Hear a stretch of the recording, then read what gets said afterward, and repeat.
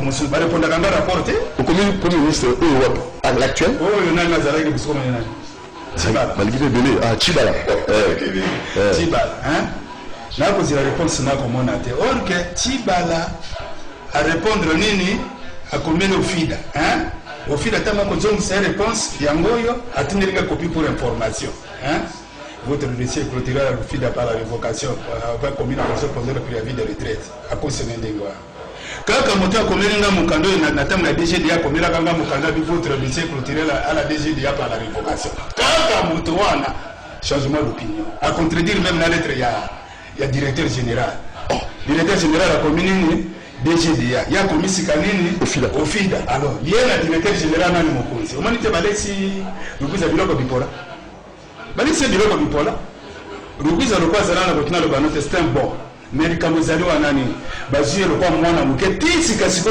na kati na bini makambo ikoza boni na FIDA mais zali mingi te depuis 2009 hein na rappela mona depuis 2009 depuis 2005 rukuza koma batona bazwa monopole kolia mbongo ni sia bango bali akande yango wana bamona rukuza lo kwa mwana muke rukuza kreta kama makambo te lelo mona na télévision na kamwa kutu rukuza asali bien makambo kuna zali bien mais non c'est un mot blanchi. Hein? Il faut que les considérations soient mises sur la caméra basée sur cette situation. Hein? Le cas où tu peux le cas quand c'est que si le cas la montée c'est la caméra le cas nani Nkongoro. Hein? Nani? Nkongoro. Après ma retraite, à combien le premier ministre Makambalo Kutal et ça nini? Kalumi na rondra le monde le cas premier ministre qu'on le Makambalo Kutal au Kanda na comment qui n'a pas le premier ministre Makambalo rapport juridique est-ce qu'a monté rapport juridique est-ce qu'il veut au combien Makambalo? Vous êtes politicien? Vous avez pas de politique? Le parti politique yo mako yebina lo bari c'était parce que na kwebi sona tina na sino monsieur comme la tendance politique alors yango wana papa ya comme la premier ministre ndengwana kwa Kasenga akokia komata lo bande vérité concernant rapport juridique préoccupation na ndeza la rapport juridique bande konanga ndeni yango rapport juridique ba répondre kangate na koma banda kala tisi kasikoyo nano ba répondre ngata na mukolomo concernant rapport juridique wa alors maître Bonheur Nzinga consultant maison naka o papa ngoma komi na ngo na étape ya komi na ba premier ministre ba kono kale ngate pas la premier alors ministre qu'est-ce que nous on peut essayer comme conseil orientation nous on peut essayer pour papa avoir une solution à problème non c'est à dire que aux ali vrai c'est que de l'irrégulier rien de bon ne peut sortir regarde bah fait ninga à où tu copies ça parce que tout ça surpris que au-delà à fait ma preuve palpable les ali que démontrer à seul que nous se salima qui na fraude nous se salimi na mbilinga parce que toujours confond Nassima retraite on comprend que cacophonie ezali na kati ya makambo papa ngoma du fait que déjà rapport juridique ozali en fait ezali to le ba confusion o ezali na kati ya makambo na parce que rapport o commission juridique est établie yango il faut faire foi parce que bazo supposer que bato baza na kati ya commission wana bazali ba technicien à droit bazali bato bazali formé na matière et enquête certainement que avant de rendre rapport na bango mener ba enquête consécutivement na et pesa meli bango lokola mission donc bazali na connaissance na matière oana ce qui va pesi rapport na bango bazali bongo institué na même entreprise donc ezali confusion que exécuter bango bazali ko pesa lokola rapporter. Alors, ceux qui doutent ezali parce que tout le baki ezali doute on a droit doute et profiter kaka na moto bazali ko funda ceux qui va estimer que commission et ça nous semble la muté ezali faute na été ceux qui doutent ezali sur dans le bas connaissance ya bato basali misala ezali et ko profiter na bango te et ko profiter kaka na mutu oyo bazali ko funda na cas sous examen ezali papa ngoma a démontré bien que au-delà de la démarche naïe, vous avez que ça là, même pas Premier ministre. Mais est-ce que le Premier ministre a eu kaki? La meilleure manière, la meilleure façon, où on va que ça là, ceux qui va commettre le binom mukanda boy, parce que certainement va tikaka, adresse, na numéro de téléphone. Vous allez wana pour résoudre des problèmes yabato. Vous allez gouvernant, vous allez wana pour résoudre des problèmes à gouverner. Premier ministre va saisir pour la Makambo, ils allaient tout à fait clair. Bongo, pour convoquer Papa Ngoma peine à bureau, il s'est mal en poto. Citoyen, Azon se plaindre pour la droit au-delà de l'aspect judiciaire parce que c'est administratif. Orienté et puis au principe par injonction. Mais le peuple d'abord, c'est ça, non? Même le peuple d'abord, d'ailleurs, encore que le Premier ministre Bruno Tibala honoraire Azali, fouille à peuple d'abord, nous vous avez on a allé dans une macambo, nous avons l'accent peuple d'abord. Donc, il fallait que appliquer réellement le slogan peuple d'abord. Mais peuple d'abord, à quelque chose saisir, nous avons besoin, il y a peuple d'abord, il faut copier quand on a pas cosy. Oh, bah, vous avez un souci à mater. Est-ce que tu n'as pas compris qu'il y a un mais il y a un problème, il fallait pas convoquer. Il faut pas solo. Est-ce que ma combazzée pour reprocher aux alliés à solo? Même ceux qui m'ont appris ça qui est rapport, le dossier ils avaient clôturé depuis telle année. Au regard, il y a fait aux reprocher. Mais mon conseil, voilà, moi, je vais ni balai. Alors, voilà. Papa, aujourd'hui, au vivre. Au vivre, on n'a pas si. Bana nangana tindaka monsieur na exil na nini? Exil volontaire. Hein? Non, en Nigeria. Nigeria? Il y a aussi sa classe in Ekuna. Hein? En Nigeria. Pour nini nga bakati nga makolo. Na kufisi mwasi. Bakati nga makolo na kende sino mena l'hôpital ufida. Te kako be mukolo ba revoke nga kaka mukolo na batindi mikanda ko na kende kuna yo lisusu awate. Ilinge lo banini ndenge na ko répéter parce que ko lo ba bien. Ezali réseau mafieux bato na basala qui y compris nini. Tout le banano clair. Rapport des lettres les awate. Ami Silikwa.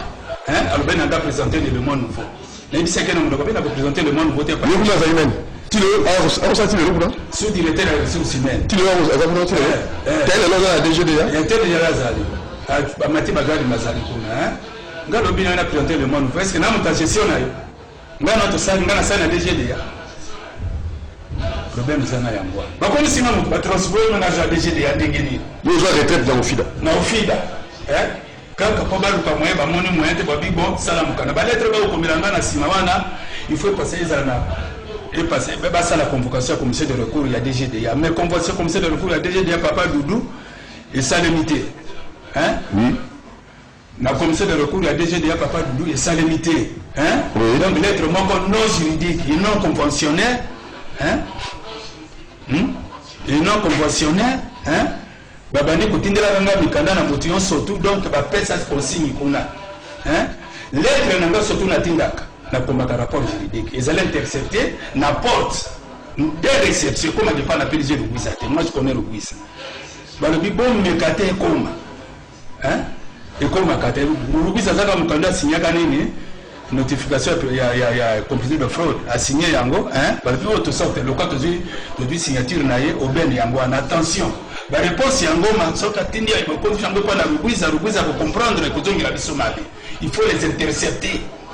Parce qu'on intercepter la lettre Nanda, n'a demandé au Dieu ça, papa Moutir. N'a demandé au Dieu ça, n'a le coup de la Rubiza. Le problème, nos filles d'acompte, ils se sont donné le mot. N'a coûté nos filles d'athée. Délégué syndicat, n'a même lettre en gars l'hôpital. Au moins, au long de la Moussala, hein? Au côté de la Moukando, l'Ongolinga n'a fait dans 2013. Na déjà dans la 2013 n'est-ce pas si on a bon on pas parce que yo moko lobi au longo na 2013 na tie ko zamba on na 2005 n'est-ce pas si on a bon on ka wapi na yo pesa ngambongo nanga solo comme ko la suka bambula ko bambula kone le kaka mona nini ako kabila baninga na musuka bambula ki bamboka soso na kota ya nini na kota mbongo na bambo moko jeni les avons na kati no fil ezali tombo blanchir le gouvernement sala audit kuna na makasi mais audit wana hein ezala bato ba bi musala parce que dit comme Congo la sala yo wana za kubana na retraite hein akeka ko beba super mo boto bente ba yo ki atana yete ba sali mabe asali ko comme la premier ministre makambo lo kutapona ngai na infrastructure pendant la période de retraite voilà monsieur Congolo un Congolo ezala directeur général actuel tango PD directeur général a commis infraction na tango DG ya commis na tango ya nini ya Ofida entre bango bi bale mo konzini siko sengi poto ko male na suka to ndo sala yo sengi sika yo nini sika wala ndako ba konza kama mboro Tshisekedi azako yokanga directeur ya cabinet na sa komela bango mikanda na tindela pe batomi hein Rubuiza pe azako yokanga hein na zako zilani ngai na yebi na za révoquer na yebi kaka rapport juridique ezali na mbula boni na kuzila kaka mbongo na ngai mais mabende liwa na kozila mbongo na mikanda na bango soto wana bana mikia mutu basalaki yango soki bamikolo basala yango basali banda kala po bazalaki lokwa bamonzobe bansaitor basango bato ya kalakala basalaki wana na administration ce ne sont pas des universitaires mais balandaki mosala na banorme nde ezali mosusu bo bakosala yango sikasiko ezali mise en scène mpo bazwa mbongo sikasiko bakobanga pasenga na kolanda bongo papa Kamere papa Tshisekedi bino bosali wana oki bode na ye Kongolo komi kongo na nini Nkongolo Kabila Numbi akoti ana kongo Joseph pardon nazana likambo Joseph nazali président comment ni zali Nkongolo Numbi abakisi Kabila voilà depuis 1900 il y a d'accord monsieur Kolo na bakina bataille soki simana biso mais yo yebi comment nini Nkongolo na mikando yo de bakotindela moya komaki pour bakisi na sai Nkongolo Kabila Numbi yango te il a comment dit j'ai bien Nkongolo Kabila Numbi abakisi kombo abakisi Kabila wewe na kokana bakisa Tshisekedi papa ngoma Tshisekedi mutango sala kona hii ndana kundali Kabila tena na problem na yete mais oyo Nkongolo sali na Kongo akasa kutiliser Kongo na yezali mabako kya sala yango te Kabila kanye bi yango te bonga pesika soda kosana kutiliser nini Kongo ya ngoma Tshisekedi papa Tshisekedi pa yandela ngani comment Tshisekedi okanga mawote ko seta tanda est-ce que tout ça est important ce qui tout dans l'état des droits ce qui moto la moto avec au juir to avec au joie au ya ça le salaire récompense le salaire naie est-ce que tout ça c'est important mettre bonheur Nzinga tukuna suka ozulu banini est-ce important que ba kombo kozwa bakumba bato pona kosala baninga malamu to mabe est-ce que c'est vraiment important ni le combat pour la travailler ba ko landa ou ba ba kawo la révocation régulière de façon générale pour clore non ben le ko ba to ko le ba so que za solo ka changer kombo na bongo ezali bongo moko ya ba infraction ezali prévu ko usurper kombo ya mutu code de la famille même ba petit si ko kosala kombo ya mutu te abusivement encore que les gens en cadre de trafic influence ceux qui ont bongo n'a supposé mais ceux qui ont bongo papa mon on est la lettre changer qui peut combo na et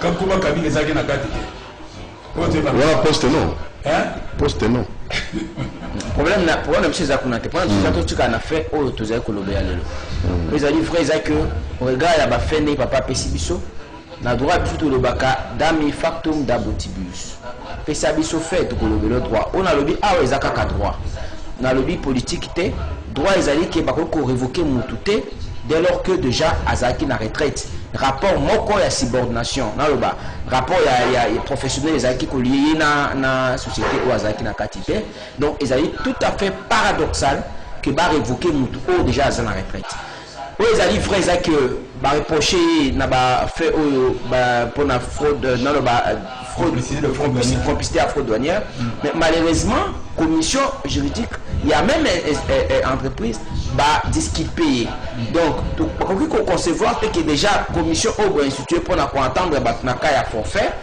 ba entendre mutu ba PC rapport na bango de boy ko exécuter yango depuis bien des années le ko ya tuko ba awa ba privé na ba droit naé c'est tout à fait inconcevable dans un pays dit de droit. Donc, si vraiment la RDC veut être un état de droit, comme le chef de l'État les souhaite, il faudrait qu'il va respecter le droit à Moutou, notamment à Pangoma, ou à Sali Moussala depuis 66 dans le service, il y a Ofida. Les lois de Kotia Libanda, Kotia Libanda, va sacrifier vie naé, vie à famille naé, à retraité à environ 80 ans le lot, à Zali. Souffrir alors que à Sali Moussala pour l'État congolais. Tina moko zaïté le quoi il faut pas dénicher ba réseau na mafieux au bazali certainement ce que nous autre sabiso awa na ofida ba rétablir na ba droit na ye ba pesa ye ba on soit zaki ko jouer na ngolo ko la avantage pour akenda ko kufana kimia bo moto Sali Moussala pour na bino lelo ya mboko ko pambola mandenge ni soki bato bazali ko yokoma occasion yango ba komposer ko ndabiso bakonzi ya ofida o baza konda biso babenga bapangoma babongisa na malembe bazongisa na droit na ye parce que raison moko ko justifier mise en écart na été d'autant plus que commission juridique la même institution déjà ba rétablir na droit na ye ezali injuste que moto bozongisi na droit na ye balobi que asala quitter bo continuer ko pima ye na ba droit na ye bo mettre ye libanda ya porte bo pimi même na soin ya santé C'est grave. C'est très inhumain.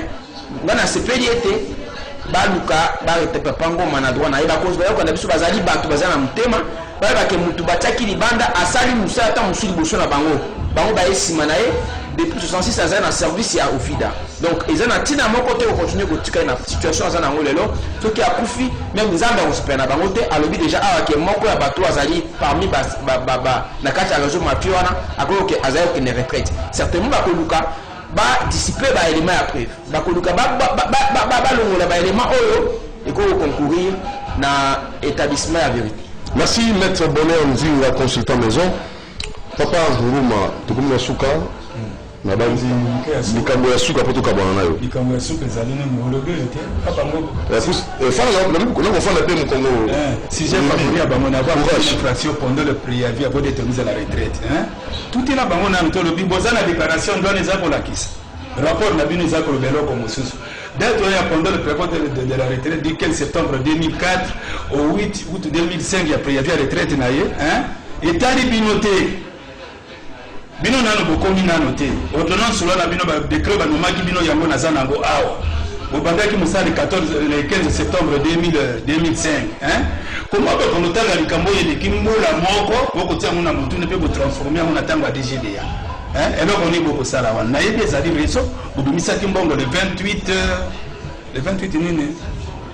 mai hein le 28 mai 2005 denga na yebi le 28 mai 2005 oui le 28 mai 2005 hein rapport wana nde emisaki kambo ezali nde rapport wana pour mokora secret rapport wana ekoyebana hein beaucoup de têtes tomberont c'est ça comme ça na yango wana rapport wana pour rapport wana nde bobi secret mingi ngana tuna rapport bango bako bananga loko mususu na tuna rapport bako répondre ngana loko mususu et surtout citoyen Congolo nde akomi lokola nini o babana mike babengaka gangi ya film nini Congolo nde mutako nyakanga tina kuna babina ngani ni moda kende pa na délégué syndical obina ngalobi e moto na bino tisekeda sekende kofunda kunati wala baisini makambo te na komba nzambe pinda yema kaibi babana ngakende kofunda kuna tisekeda iso ngolo sa boto to lancer document relancer yango ndenge ni abo kima likambo tepa tango ko relancer yango parce que rapport juridique na négociation na bada dingelo bana yangani rapport juridique wana hein na mitinde linga moko. Donc le problème est arrivé na zalia na mikano surtout mukano surtout na zana ngwawa yangoyo lettre ya kolo biloko yangoyo ya baki hein lettre ba notifier ki wa besoin hein bon tala lettre ba notifier ki wa besoin yangoyo au mususu wa hein papa émission papa a besoin solution bimara na émission mawa comment est-ce que vous pouvez me téléphone ou pas gâter Ganga vous pouvez ça 089 le conduire au bout de juridiquement parlant et quand on le baille ba tant so ba ko le baille ba perdre ba contact na e y en a mon occasion madame peut-être c'est le téléphone papa 089 personne malembe mais quand on n'importe qui il faut oui ben là on va papa pour 89 912 hein 50 53 bandira 089 912 50 53 appelle ça mon sous oui pesa mon sous 081 812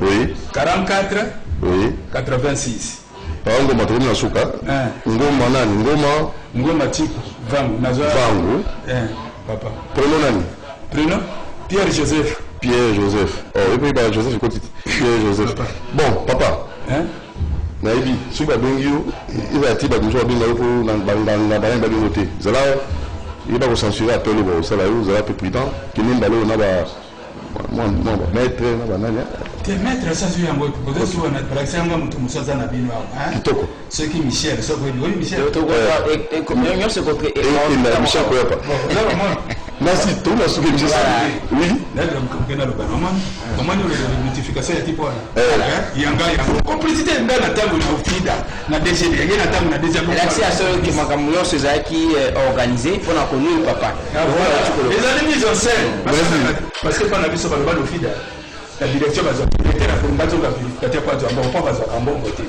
va former le on a bango on a pas stratégie na bango na babato akamba on a ba dossier na bato. Merci beaucoup papa.